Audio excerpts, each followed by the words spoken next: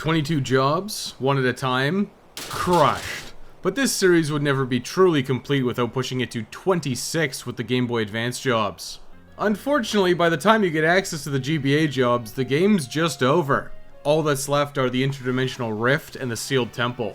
That's hardly enough content to enjoy the new exclusive GBA content. So that's right, I'm gonna cheat. The advanced jobs will be unlocked right from the get-go. All of the same challenge rules apply. Immediately changing to the current job, lock it in, then I just have to get the Warriors of the Crystal to Neoex Death and smash his numerous faces in to see those sweet, sweet credits. Bartz is instantly a Cannoneer, which doesn't matter because these first set of goblins have exactly 1 HP. Cannoneer can use daggers, swords, and shields, but I was already sold with the big hat. Lena and Galoof are rescued and joined up. The only issue I have so far is making sure I actually set Galoof to the right advanced job since they all look exactly the same. Inside the Pirates Cove, it's time to see what Cannoneer's job ability, Open Fire, actually does. 700 damage. Looks like this is once again going to be a playthrough of all time. Open Fire is a row-ignoring, armor-piercing, non-elemental damage attack that also inflicts death, darkness, poison, or confuse. Alright, so basic attacks are just never happening again then, and I'm back row okay for the rest of the game. Galoof is going to be a sentient cannon, I guess. Ah, a pirate ship to call my very own. I shall dub thee the Black Pearl. Uh-oh, a real pirate captain. Captain Jack Farrow, perhaps? Ferrith the Lisp? Whoa, whoa, whoa, whoa, whoa. Why doesn't Ferris have a big hat? Why isn't she in a pirate outfit? Seriously, she's actually a pirate captain in the game, and she's dressed like the first mate. I can't believe it. I'm furious. That's the single most obvious Cannoneer aesthetic to do for Ferris, and they didn't do it. Truly shameful, Squaresoft. Shameful like Wing Raptor's performance versus Open Fire. He's one-shotted. Seriously, Open Fire is proving to be goofy as heck. I'm too late. The wind crystal's already shattered. I'll never sail again. The water crystal's up next, but to get there I need to head to Zock's house for the canal key. I took the time to stock up on some potions, grab some shields, and then grab some swords. Unfortunately, this is kinda worthless. Open Fire only scales off of your level, so weapon upgrades do nothing, because Open Fire is just better than the attack command. As demonstrated against Carlabos, who is also one-shotted. Instant death on Open Fire. Man, what a joke. I'm level 4 entering the ship graveyard. This is probably the lowest I've ever been, but there's no reason to stop. I'm lobbing bombs straight through to Siren. Instantly hasting yourself? The fight's just not gonna last that long. Ferris open fires into a self-cure from Siren. Then 2 more open fires and she's done. Gotta give props to her for standing up to 3 cannonballs. Cannoneers are desperate for a ship, but hoofing it to Carwin's gonna have to do. Just kidding, why bother? I'm straight to the North Mountain. The mighty cannonball takes no prisoners, not even Magisa. She's violated the nap with that dart.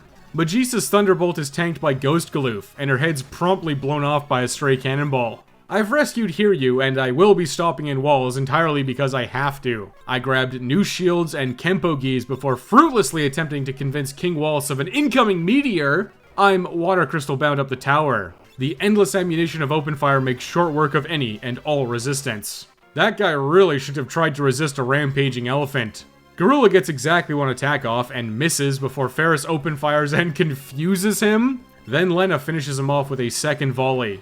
The water crystal's down, the Waltz Tower's down, and Sildra has come up, but then sinks down. A lot of downers going on. There's no time to grieve. I'm warping to Karnak, getting arrested, and let out for good behavior in record time. Again. Cannoneers, just like gladiators, are crushing it, but I still need HP to survive as enemies become slightly harder to kill.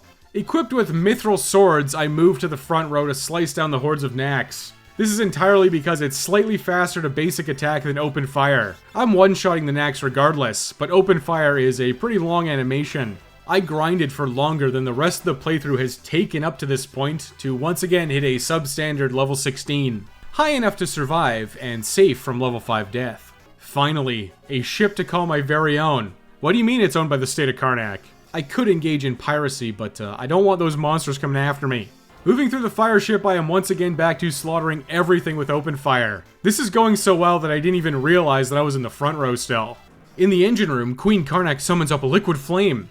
who is immediately blasted by the cannon, and I'm blasted by a blaze counter. But then Lena landed her shot that was an instant kill. Liquid Flame, get out of my game, out of my life. Seriously, these GBA jobs really do feel like cheating. The Fire Crystal's gone, along with Suze and that random Karnak guard. Wonder what he was all about. But there's no time to think about that because the castle's gonna explode. But surely I could plunder the treasures within. It's in my nature as a privateer / pirate. As usual, I'm grabbing the Gauche, which is super easy with open fire. Just like in Gladiator only, the Gauche is my best weapon. Open fire is weapon independent, so the only weapon worth using is the main Gauche. It's getting slapped on Bards and never ever taken off. Open fire is killing so fast that I opted to just plunder all of the chests as I work my way to the Elf Cape.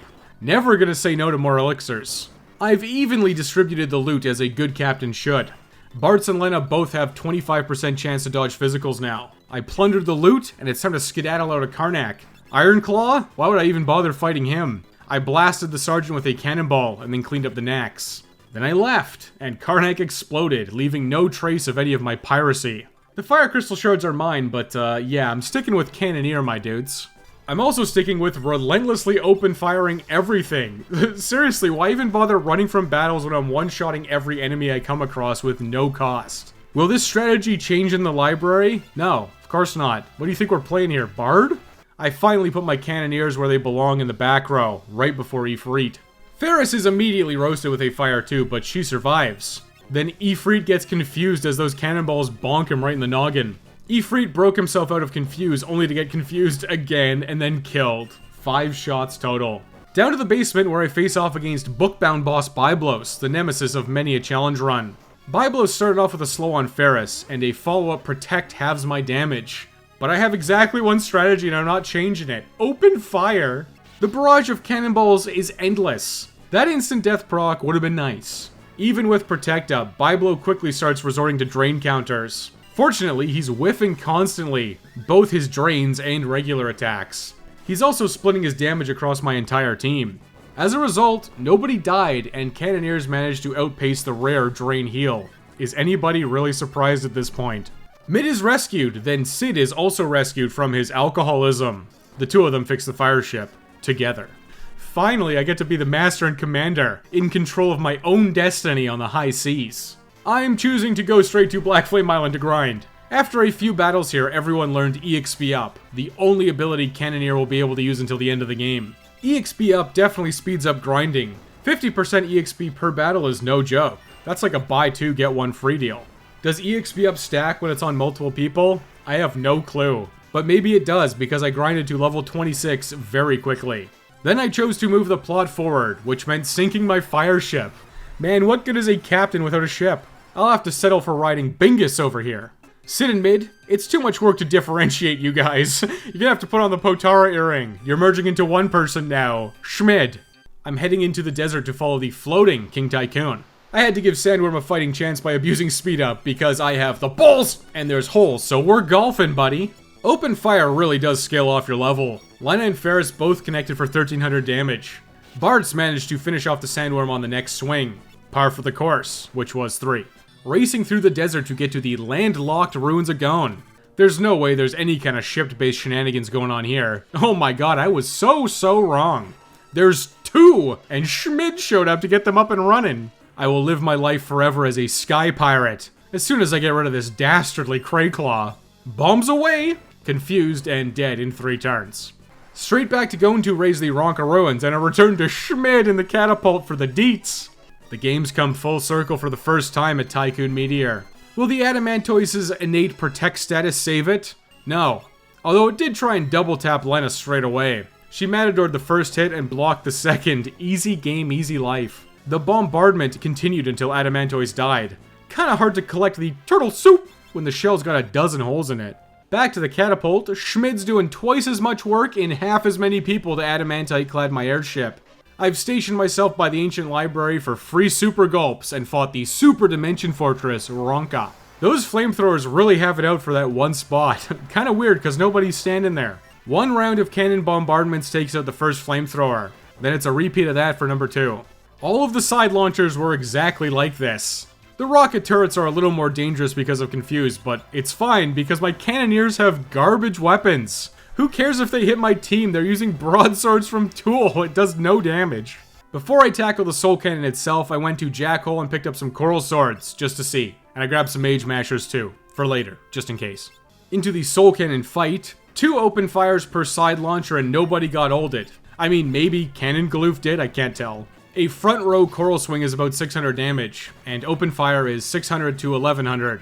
Definitely having too much to think. Just keep using those cannons, boys. Cannoneers just barely got hit with Wave Cannon. I raised Galoof and threw 1 high potion, just in case, but the Soul Cannons exploded. I have very high confidence that I can crush Ronka, but I'm gonna grind while the grinding's still good, and the Sentient Cannon is still here. I am once again returning to Black Flame Island, and as I grind, I am once again asking you to like the video and subscribe if you're enjoying the content. If you're interested in supporting the channel further, check out the Patreon or channel memberships here on YouTube. There are 10 episodes of Premium Buster available right now for your viewing pleasure. And yes, many of those premium episodes are Final Fantasy V related. A special thank you to my blessed Buster boys for your continued support. Now, the video continues. I grinded to level 31 and broke 1000 HP, so it's time to break Ronka Ruins in half, like an egg. Despite my copious amounts of grinding, open fire is starting to show its age just a little bit. Don't get me wrong, it's still very strong, but the enemies are starting to have just enough health to survive one shot, unless that instant death procs. I stopped by the treasure room for the ancient sword and power armlet, for really no reason since open fire doesn't scale off of anything but your level. Whatever. Galoof had an accessory slot free. But will Arcuavis be free? Highly likely, but before I got down there, I got clipped by level 4 Graviga from a Ghidra. Turns out I leveled to 32 on the way down here. That single level 4 Graviga made me use almost all of my potions getting back up to full health. I guess I'm just not healing for Arcuavis. And speak of the devil.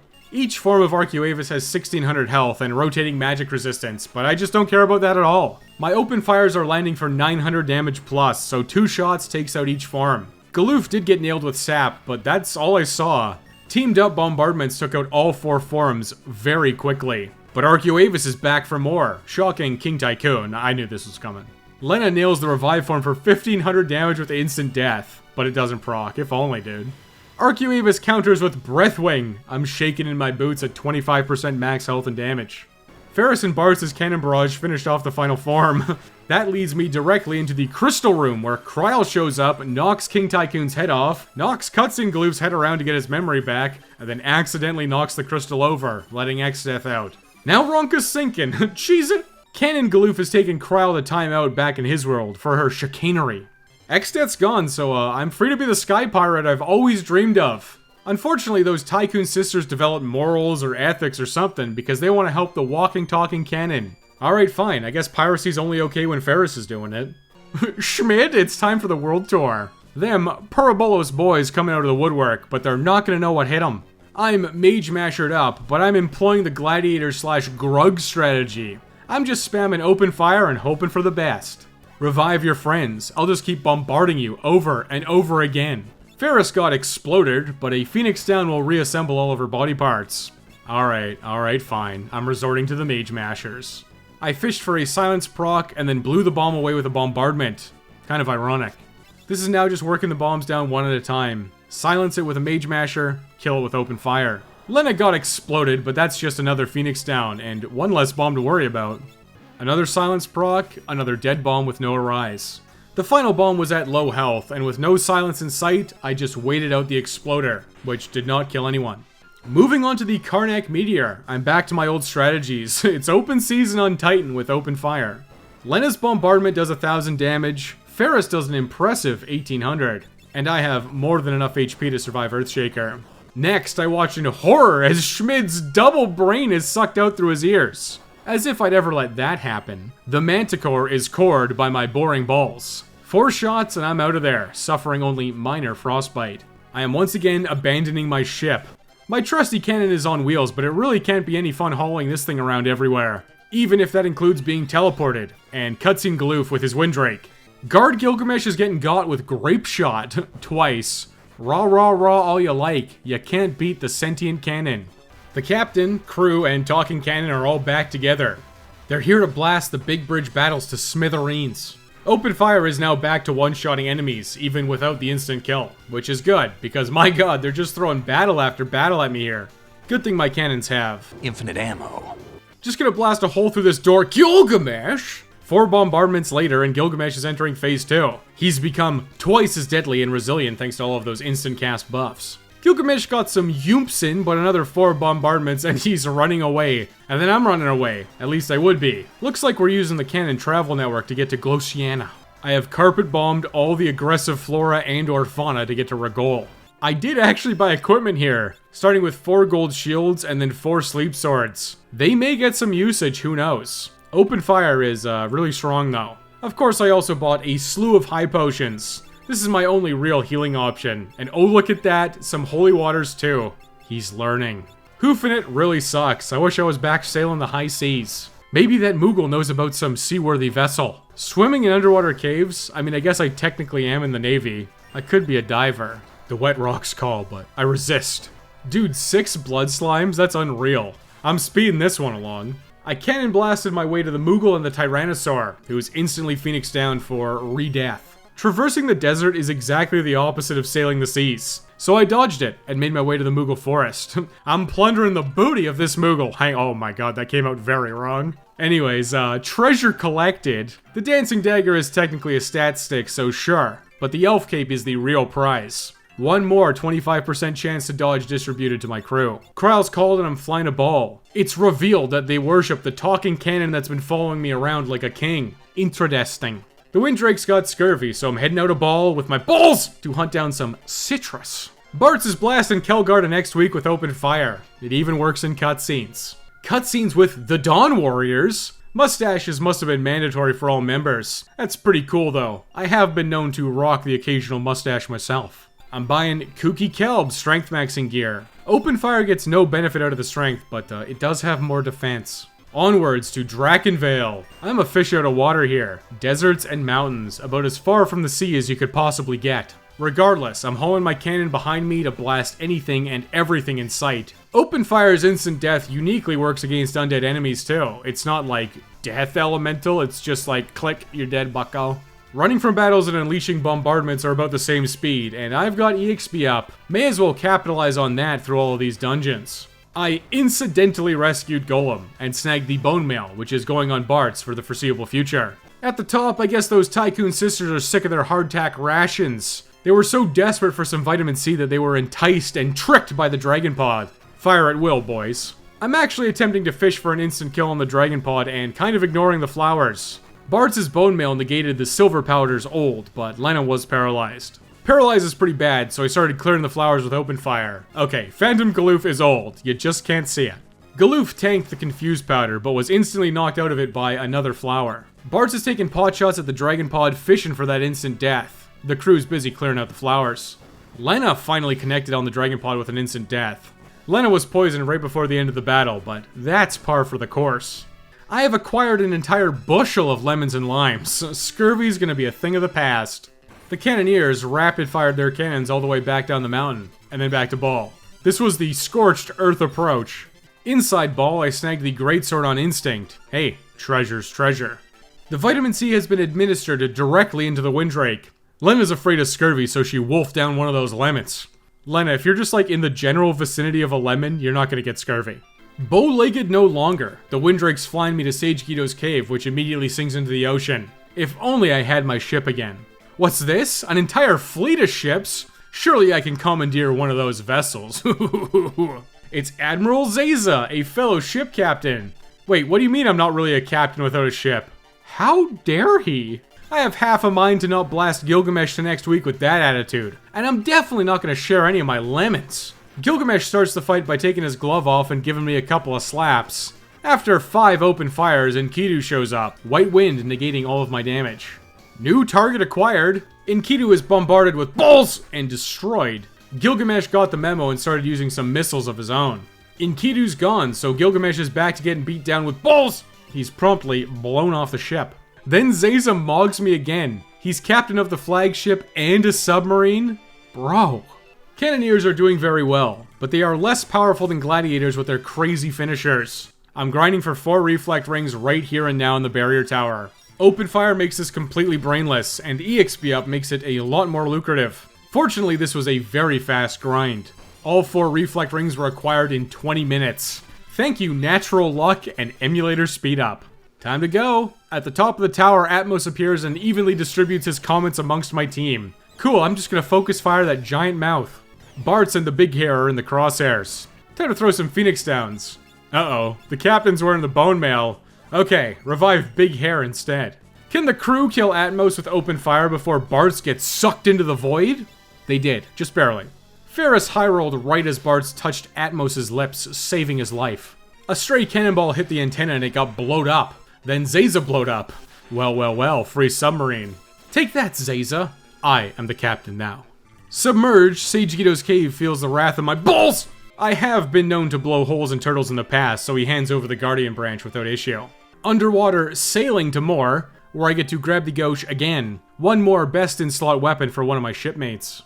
I got no need for air knives, so I snagged the tiger masks and diamond plates before entering the forest. Which promptly gets lit ablaze. Maybe I shouldn't have been walking around with lit matches and black powder in the middle of the summer. The Aegis shield is getting plundered and promptly equipped. Yet another best-in-slot piece of gear. Then I'm saved by a more differenter Moogle.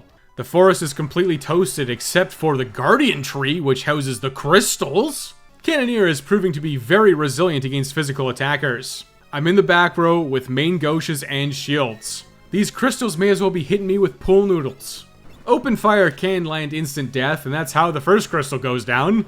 I guess that's gonna be my strategy, which is exactly what I've been doing for the whole game, baby. Instant death procs are nice when they show up, but it is a random chance. I unloaded all of my shots focused on the Earth Crystal, but I knocked it into Earthshaker range. You'll never guess what happened next. Thankfully, Ferris finished it off. It's finally happened. I have to stop and throw some high potions. Healed up, the Fire Crystal is the next target. I have reduced its HP down and then queued up a barrage for my whole team. I was rewarded with Firagas, which I actually forgot I'm immune to thanks to those reflect rings. The Fire Crystal absorbs the Firaga, but it's gonna go down easy. Really should have started with the Fire Crystal in retrospect. The Wind Crystal's last, and Aeroga is once again reflected. I just can't lose. Ferris got the instant death kill, for style points. Will Sentient Cannon Galoof get the instant kill against Neoex Death? Nah, but with his reflect ring and emulator speed up, it really sped this fight along. It was over before you know it. Nobody's gonna survive Meteor, though. Ghost Galoof has died in a cutscene, the most permanent death of all. That means I'm in need of a new crew member. Kryl, you're in. Oh, come on, she's the smallest and she gets the biggest hat? Ferris weeps silently, completely hatless. As I enter Neoex Death, Ghost Galoof tears Kelgar's soul out. He's being primed for future Dawn Warrior's anti-void ammunition. Inside Neoex Death, the relentless barrage of cannon fire continues. Probably should have picked up some earplugs somewhere. Everyone is definitely deaf at this point. Standard pickups are the Ice Shield and apparently a rare coral ring from a yellow dragon. 2 for 2 on that rare drop happening in the advanced job challenges. Then there's nothing else except the Excalibur. I can't deny Gilgamesh's honorable death. The orders are fire at will. Bart's is now captaining the SS Snooze cruiser, so girls, get it done. Then Gilgamesh just slugs Bart's again. Seriously, the one guy you shouldn't have hit. Ferris got a little confused, but she's knocked out of it. All this happens while a relentless barrage of cannonballs smashes Gilgamesh. Oh, Flash, that's cute. Open fire isn't a basic attack, so I really don't care about that. You've simply coolified the gang with sunglasses. Gilgamesh is so embarrassed that he transforms and is then banished to the Shadow Realm by Xath. He's the next target for my trusty cannons. Cannoneers are in the back row with shields, main gauches, and they're reflect ringed up, so this fight should be totally free. Slide in all you like, Xath. I've got point-blank shots with your name on them. Ferris is doomed. She really is cursed this run. Oh, baby. 1400 damage a shot? 4 times a round? This should be over in like 6 combat rounds. Reverse polarity is totally fine with me. I'm bricked up with shields and double gauches. Then 100 Gs? What a waste of a turn. But I'm fleeing to the back row. I am a little scared of getting completely murked by a vacuum wave. Kryl slugged for half damage thanks to getting back in the back row. Then the open fire barrage resumes. Oh, that's why he used 100 Gs. Earthshaker. Alright, resorting to some dedicated high potion chuckers. I feel like against Xath, that's inevitable. Another barrage and Lena got maelstrommed. Well, you know, it's her turn, and she is my high potion chucker. Ferris succumbed to doom. Rats. Was really hoping to be done this fight by now. I gave her a Phoenix down to get her back up, and that gave her just enough HP to survive the incoming zombie breath. Lena, however, did not. Live your best life as a zombie. Just kidding, I actually bought some holy waters back in Regal, remember? I feel like I'm on the back foot a little bit, so I'm taking some time to heal up. Farming Reflect Rings proving once again to be incredibly worthwhile. Level 3 Flare reflects back on Xath for over 4,000 damage, and that knocked him into his final phase. Vacuum Waves and Tier 3 spells are coming out. Lena and Kryl are chucking pots, and Bartz or Ferris are lobbing bombs. Also dodging a heck of a lot of Vacuum Waves and physicals. Seriously, the main gauche is so good when you don't need any other weapon. Kryl, unfortunately, was not able to block the next Vacuum Wave Punch combo. She's back up, and X-Death double casts. You love to see that with Reflect Rings. Kryl and Lena rolled big on their open fires, and X-Death is blown away, as I'm blown away back to Bartz's world. Lena's stripped, and so is Ferris as I enter Tycoon Castle for the last time this playthrough. Come on, Kryl, we gotta find Boko, and pseudo sail the seas across a river. Falling into a hole, the Antlion offered up a crumb of resistance. Antlion wasn't hard, but Discord kept having my level, so my damage tanked. Eventually, the cannons made enough noise that he fled. Ferris is throwing the Rope of Hope, which leads to Guido doing the Rope of Dope on Xath, who then throws us all to the Ancient Library. Alright, the tablets, legendary weapons, I don't care about any of them, but I actually do care about all of them, and you'll see why soon enough. I shan't be using the chicken knife, so I'm straight into the pyramids to face off against the Gargoyle Guardians. I have to kill both of them at the same time, and I don't really have a reliable way to do that.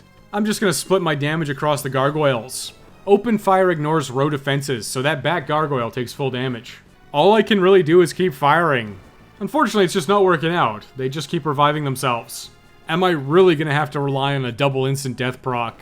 Turns out one instant death was enough. The front one died, then the back gargoyle got its head shot off, and I'm inside the pyramid. As a shield user, I'm taking the detours to plunder the trap chest for the ice and flame shields. Once I picked up those shields, it's ascending the tower while listening to the relentless pounding of the cannon until I reach the tablet at the top. Hey, EXP is EXP, doesn't matter where it's from. Oh man, I got a rare Lamia's Tiara drop on the way to the top, and Cannoneers can equip it? I know what headgear I'm putting on as soon as I get to Phantom. I collected the first tablet, and oh my god, it's my airship! It's been so long since I was a true captain. But everybody knows that it's bad luck for a woman to be on board. Ignore Lena, Kryl, and Ferris. They're honorary members of the boys club. Melusine demands elemental damage for her shield shifting shenanigans, and I don't have any of that. Will open fire continue to reign supreme? Yup. Armor piercing non-elemental damage, and look at that, Bart's confused her too. Melusine is completely obliterated by open fire. If open fire didn't work, I still had reflect rings on for this fight. Running Melusine out of MP is indeed an option. It's just very slow and incredibly inconvenient. No job would ever have to do that, right? While I was yapping, Melusine died. I'm never gonna complain about a free Melusine fight. I've re-recruited my crew, and I have my airship back. A pirate's life for me. Bad luck about everyone on the ground who got sucked into the void though. The merged world's opened up. Where do we start? Obviously, it's back to Boko to head on over to Kuza to drop tablet number 1. I'm picking up the Assassin's Dagger, which is the only weapon I can actually use. So then I snagged the Excalibur, and the Earth Bell since they were close by. Xath releases the monsters of the void. Little does Xath know that I'm not afraid of them at all in like any playthrough. I left Kuza, got back on Boko, and I snagged the magic lamp from Istory Falls before ripping back to my airship and flying down to Phantom. I'm prioritizing the armor shop. I'm selling everything extraneous that I own. I cracked just enough gil to buy 4 pairs of Hermes sandals and 4 black garbs. Then I sold off my diamond plates and tiger's mask to grab the 3 remaining Lamia's tiaras I needed. You gotta love a one-stop shop. Permanent haste with immunity to stop, slow, paralyze, and confuse thanks to the Lamia's tiara. Cannoneer looking especially strong now.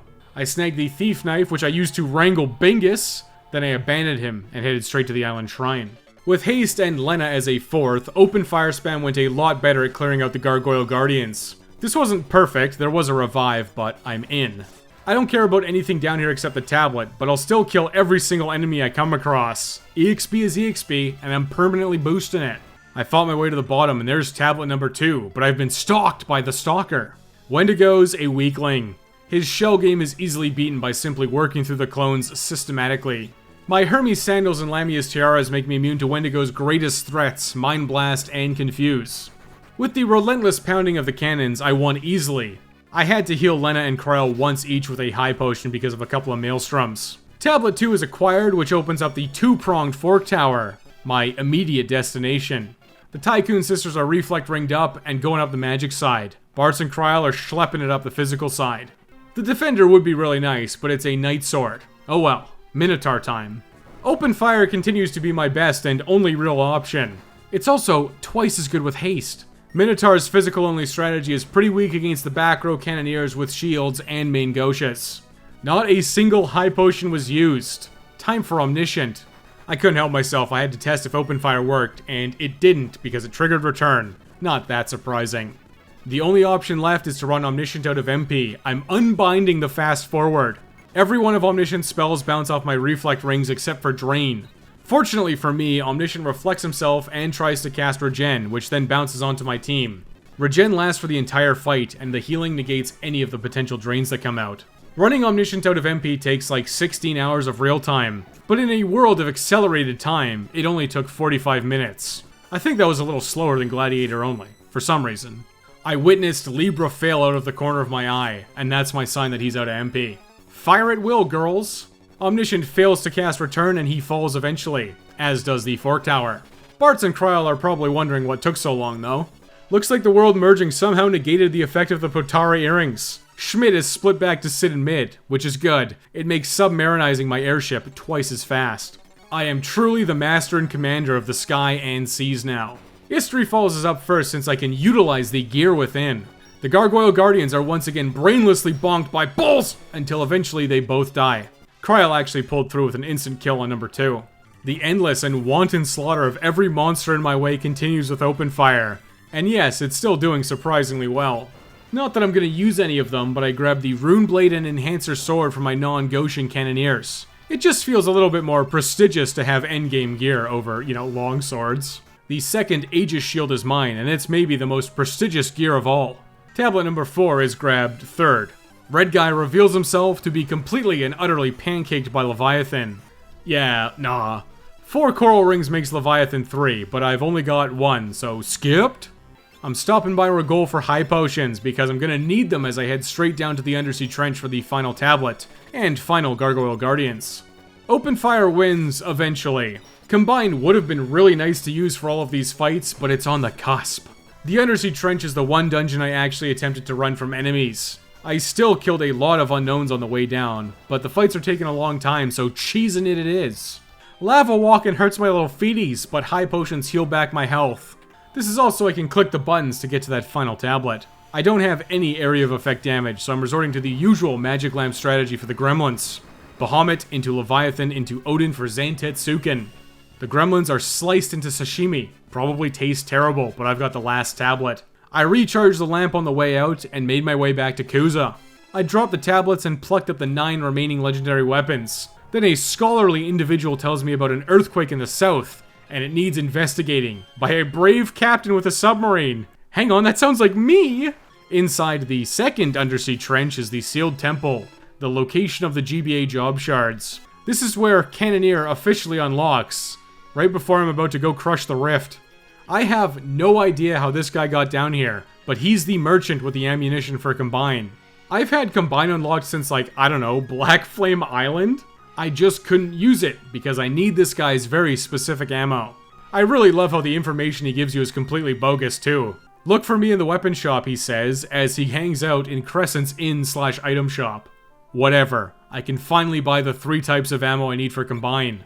There's the cheap version, Buckshot, the middle version, Blast Shot, and the expensive Blitz Shot, which apparently just translate to the power level. The most expensive being the strongest. Cannoneer is pay to win, huh? The ammo is kinda pricey and I've got an entire final dungeon to get through. Not to mention I am actually flat broke.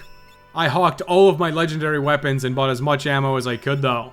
I have had EXP up on for basically the entire game, but I'm gonna give it one final hurrah in the North Desert. I'm gonna spam open fire for a while and then figure out Combine. I'll see in a little bit. Turns out Combine is basically like a mix of Giltoss and Mix. It uses some pretty weird ingredients. You always use the ammo, where the most expensive one equals the strongest.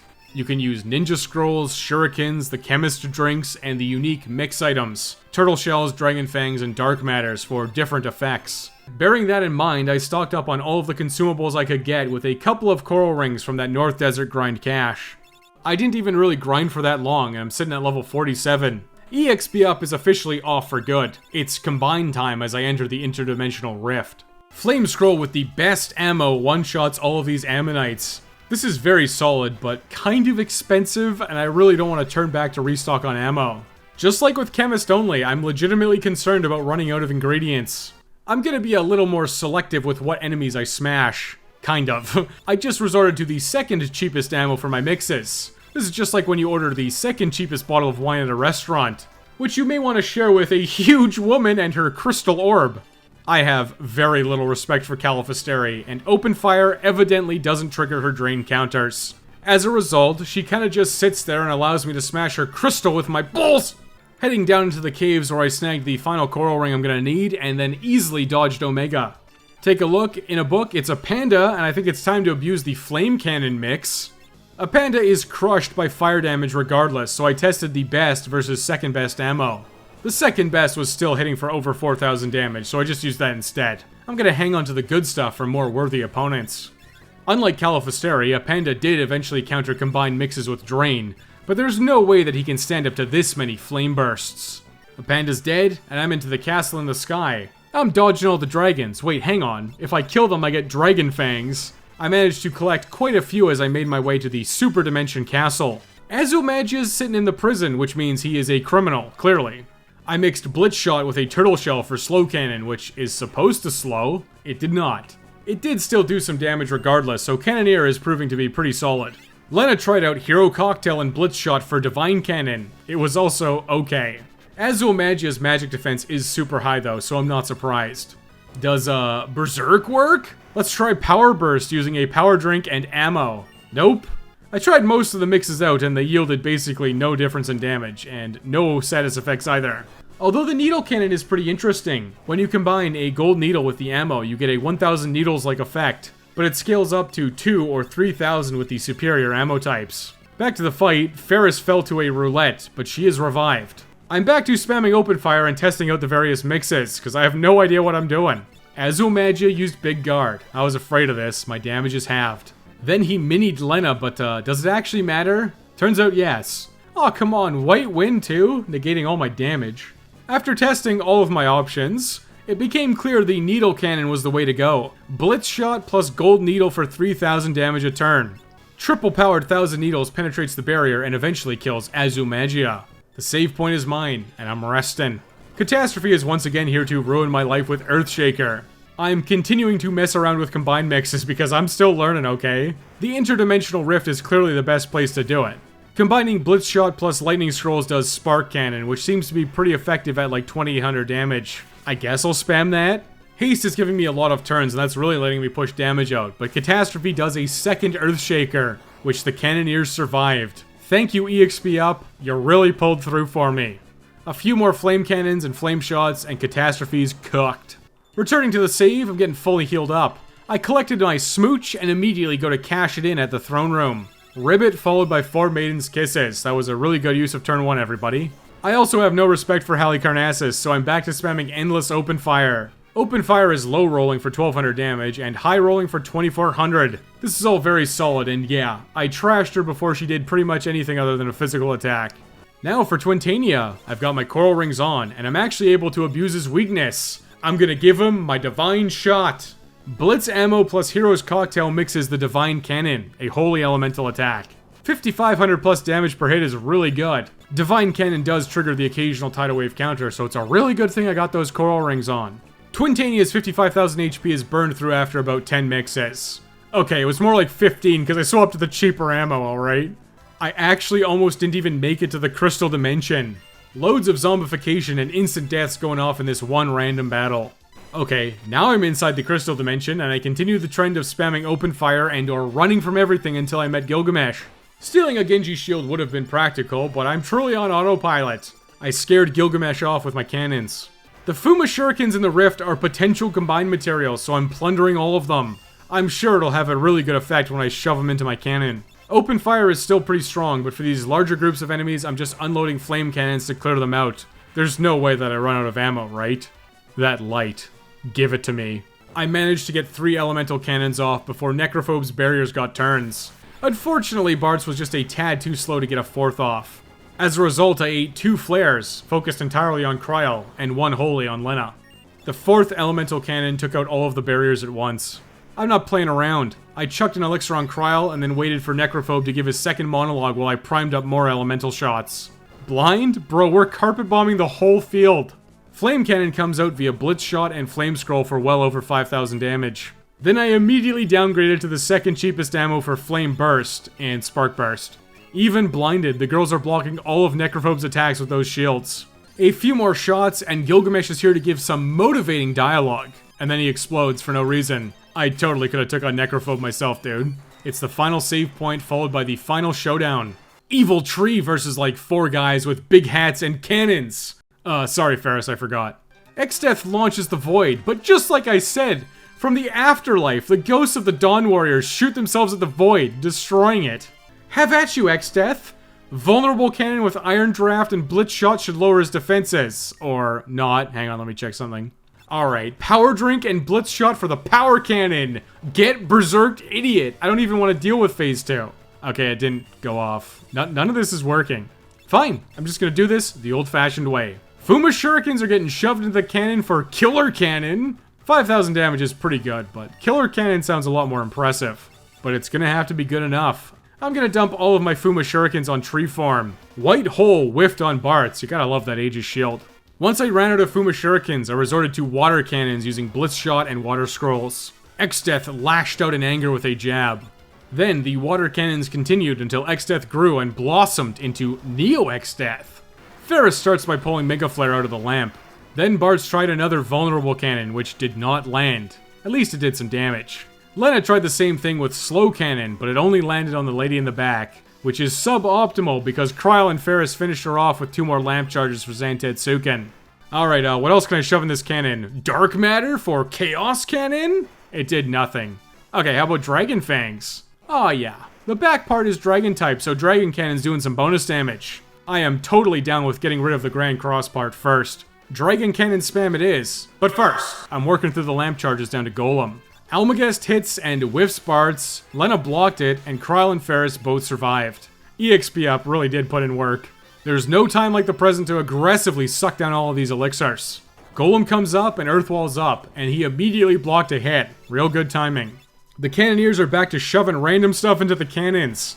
I've got 10 Dragon Fangs and I'm spamming the Dragon Cannon with Blitz Shot until I'm out. I really cannot overstate how good being in the back row with shields and main gauches is. It's truly insane. But what if it were even more insane? I used the single ash that I picked up in the Moor Forest with a Blitz Shot to drop a Dark Cannon. The big beefy dude and the Almagest part are both blinded. Truly disgusting. I've got 6 Dragon Fangs left. Let's work through them all. Vacuum Wave whiffed. I'm the mayor of Dodge City. Grand Cross is no longer an issue since that part just died. All I have to do is survive while continuing to spam my solid target all damage. More dodges come out, and the last of my Dragon Fangs took out the big beefy dude at the top. Uh-oh. Lena, quick, Chaos Cannon! The bottom part's still alive. This one's on you, Kryl. Yes, the Needle Cannon! 3,000 damage kills the final part. That's Final Fantasy V completed using only Cannoneers.